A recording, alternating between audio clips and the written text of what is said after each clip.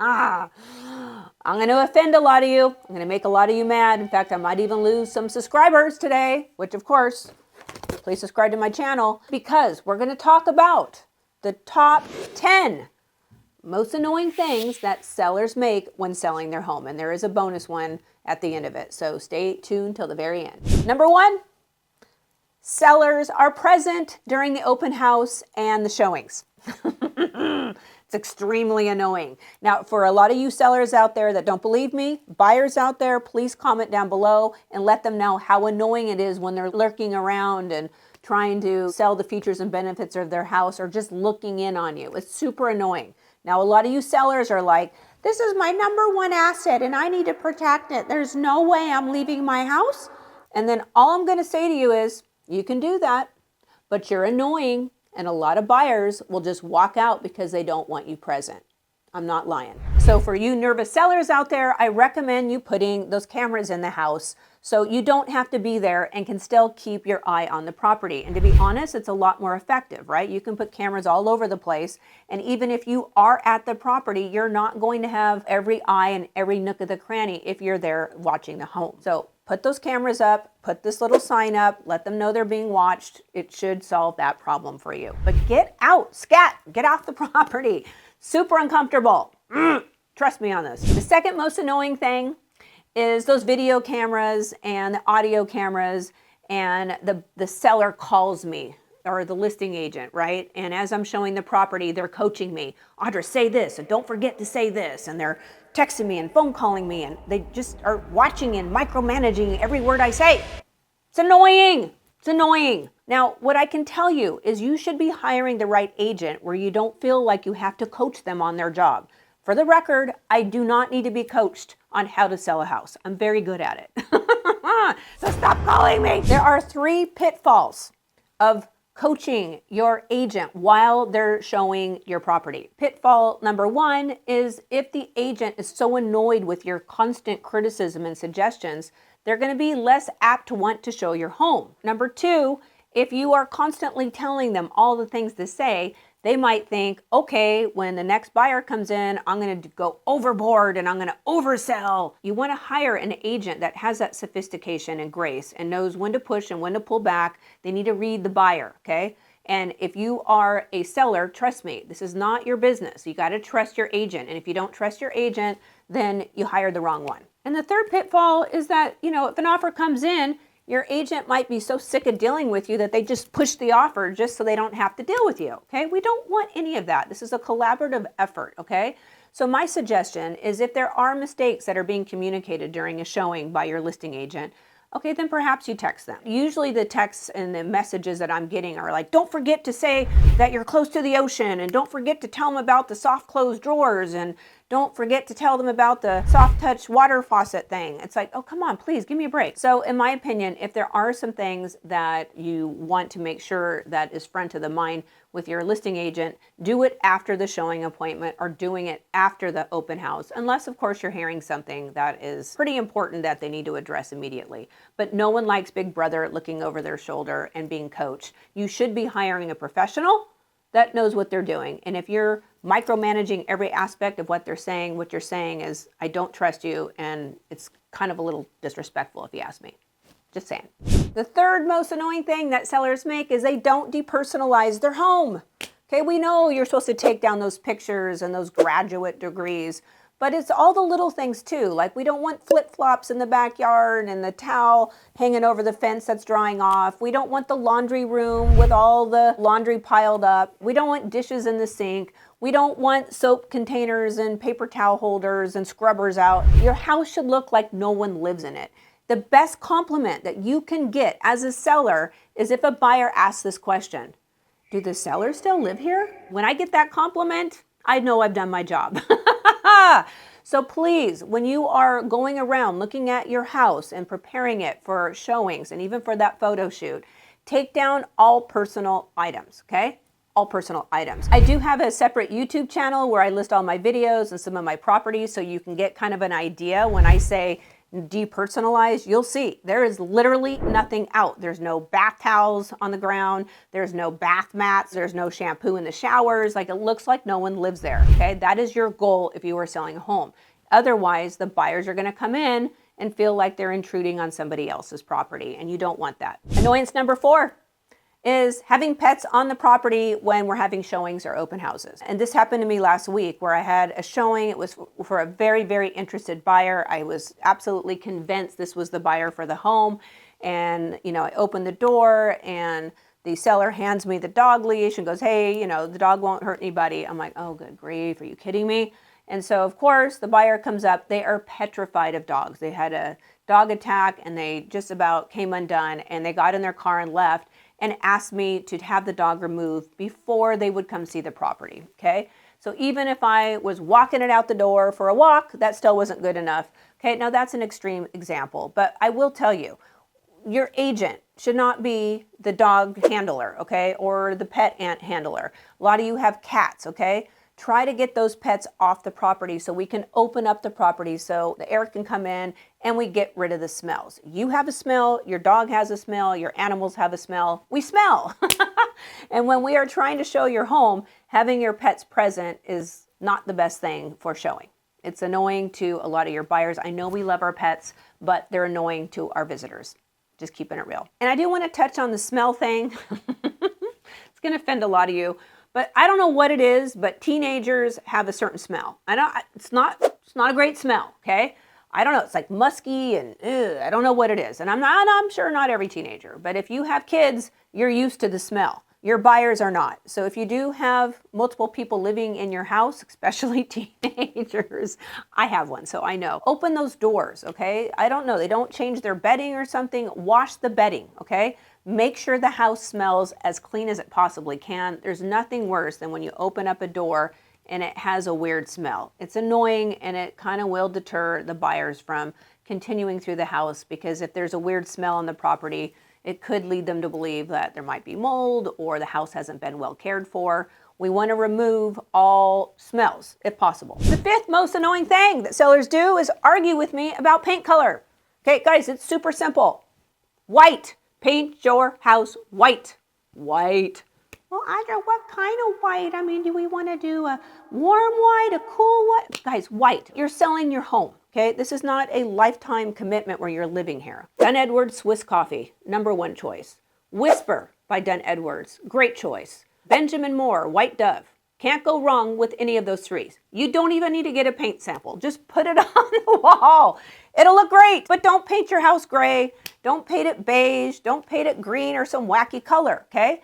Never in my career have I had any buyer say, gosh, I just don't know why the seller painted their house white. I mean, that was such a bad choice.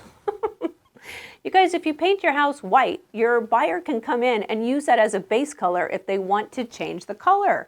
But the problem with gray, which is it's like old news, and I'm sorry, a lot of you have gray out there, but it's not the color. If you're selling your house, which is why you're watching this video, paint it white. Don't argue with me.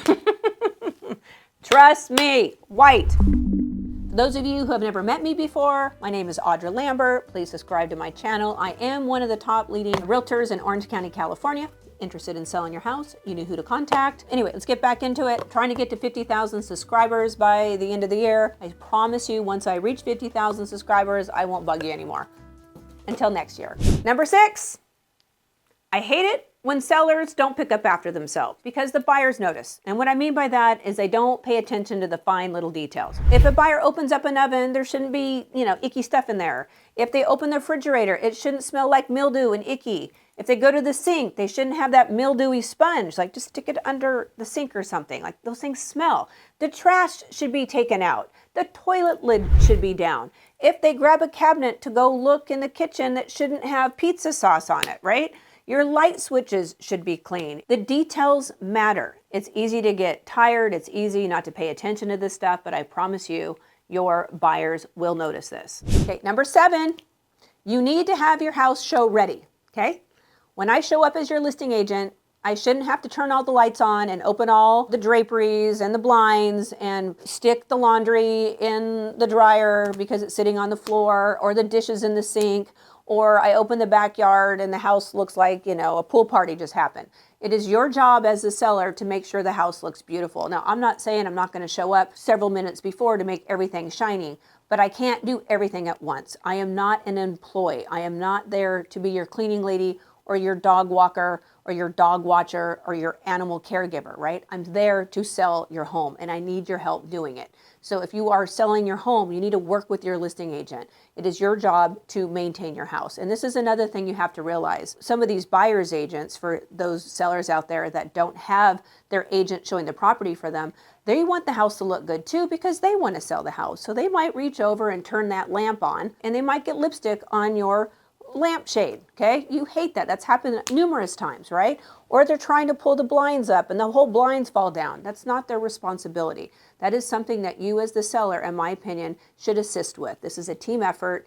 Don't expect your listing agent to do everything for you. They are not an employee. They are a partner. Hope you understand that. Number 8, do not ride your listing agent's butt for what more they can do for marketing your home. When you are sitting down in that listing presentation, your listing agent should go over all the things that they're doing marketing-wise, okay?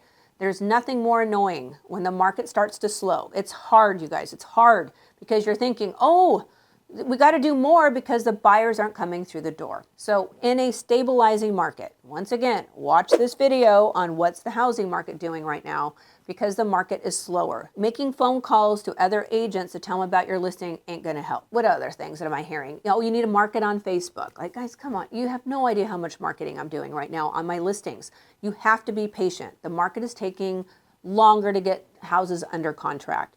Beating your listing agent over the head saying what other things can we do and what other marketing strategy. The best marketing strategy out there is preparing your house beautifully online. You need to have those photos and those videos. Your house has to be decluttered. That is the number one best way to sell your home. So if you're asking feedback from your listing agent, which they should be giving you on a regular basis, but if you're not getting what you like to hear, it's usually one of 3 things. Your house is probably overpriced, maybe. Number 2, it hasn't been on the market long enough. Or number 3, it doesn't shine online. I repeated that in a previous video. I just want you guys to know that if you're trying to go against what the market's telling you, say your house has been on the market for 60 days with no offers, it's annoying that you're not getting on board. The price is not in alignment with what your buyers want. Just the way it is. Annoying thing number 9 is that sellers just do not have a reasonable outlook on the value of their home. They just don't. I have not met a seller yet that has ever told me, yeah, you know what? I think, Audra, your value that you're suggesting for my home is too high. That has never happened to me. Every seller and every seller's neighbor thinks their house is worth a lot more than what the buyers are willing to pay, especially now that the market times are getting longer and especially since the market is stabilizing and we'll just say cooling. So it is annoying when I hand my seller an appraisal. I'm like, this is the value of your home. And they say, okay, let's go 100 or 200 over because we need room for negotiations. Your buyer knows the value of the house. They know what they're willing to pay for your home. They don't want to negotiate and haggle. There's a new style of negotiation. It is pretty much what you put your house on the market is what they expect. And they do know what the value is.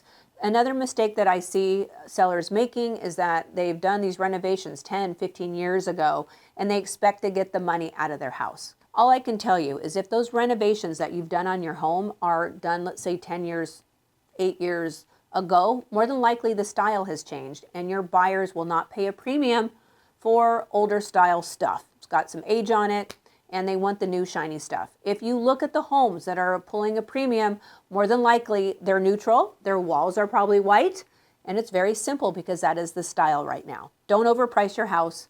It's going to annoy you and you don't want to get caught chasing the market down. Last one, number 10. Most annoying thing is that I have a lot of home sellers that are looking around, they find homes they love and they go, Audra, we negotiated a great deal on this other property that we have to have and we want you to sell our house so we can buy that one. We're in a contingent situation, which means we're contingent on you selling your house so we can buy that one. There's a reason why you home sellers are finding homes for a good deal. It's because the market is slowing. And now you want me to sell your house at a premium, do it yesterday, the market shifting, And now you're putting a lot of pressure on me to sell an overpriced home in a stabilizing market so you can go buy the deal that you just found, whatever, a couple cities over, okay? I'm seeing a lot more of that right now. So realize, if you are a home seller and you're looking for another home and you're finding this great deal and you got some great terms and they're even considering a contingent offer, that is a good testament to the fact that the market is slowing, because in the past, contingent offers were not even considered, right? Because the market was so hot. So I don't mean to be the bearer of bad news, but all I can tell you is that if you get on board with these 10 tips, your house more than likely will sell quicker, which is what you want. This is my last thing I'm going to say. A lot of you think that all realtors out there, they just want a quick sell because we need to have money in our bank account. And you ain't wrong. I do want money in my bank account. And the other reason is because I want money in your bank account too, okay? Usually, the longer it takes to sell your home, there's a perceived problem on your home or it's priced too high. The biggest impact you can make is in the first 2 weeks to 30 days, okay? Cannot stress that enough. There is nothing more annoying from a listing agent's perspective than to receive an offer from a buyer that's contingent on them selling a home, okay? It's so annoying. We hate it. We don't know what your buyer is going to be like, and we don't know if you're going to be a reasonable, seller. We don't know. So if you are a serious buyer and you have to sell your home first, gosh dang it, put your house on the market. Put it on the market. It's going to take longer than you think anyway.